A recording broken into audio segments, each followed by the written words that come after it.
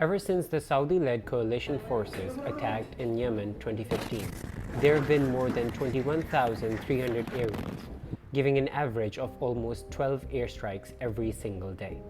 These airstrikes have resulted in the death of more than 18,400 civilians.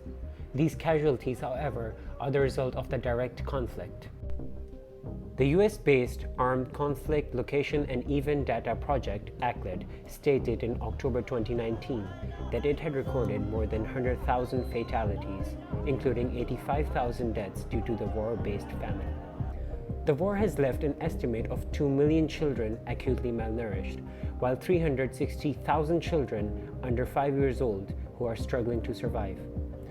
24 million people, which make up about 80% of the population, need humanitarian assistance and protection. Yemen is the largest and most protracted famine of the contemporary era. But how did it come to this?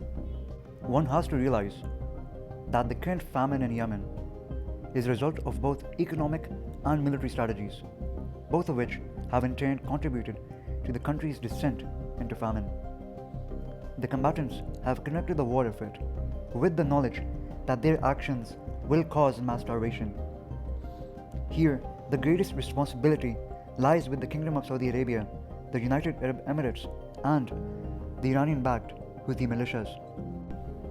The 5-year-long war has resulted in both the decline of essential food supplies and a collapse in real demand, that is, the people's ability to buy food. This is due to several factors.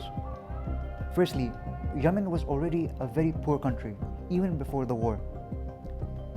Yemen was in fact the poorest country in the Arab world, with the lowest human development indicators, high food insecurity, and high child malnutrition rates. Couple that with dependency on a few key economic sectors and political tensions made it all the more vulnerable to chaos. Secondly, the country's economic crisis was worsened by the war, which led to high rates of inflation and rapid depletion of the nation's currency reserves. Furthermore, the targeted economic measures employed by the Saudi-led coalition to weaken Houthi-held areas has led the people penniless. These measures include the non-payment of salaries, pensions, and welfare money. Moving on, there has been restrictions on money transfers, restrictions on travel, and further economic hurdles on the import of essential commodities. Lastly, the Saudi-led coalition has on purpose been destroying infrastructure essential for survival, including roads, bridges, markets, dams, and even agricultural land. All of these factors have contributed to the starvation in Yemen, but what's going to happen next? As the coronavirus pandemic spread to the already war-torn Yemen, the healthcare system effectively collapsed in a matter of weeks. The UN has had to halt or completely shut down many of its programs in Yemen in the wake of the pandemic. To be exact, 75% of all the UN programs have had to shut their doors or reduce operations. Further, the World Food Programme has had to cut rations in half, and the UN-funded hospitals were reduced to 189 out of 369 nationwide.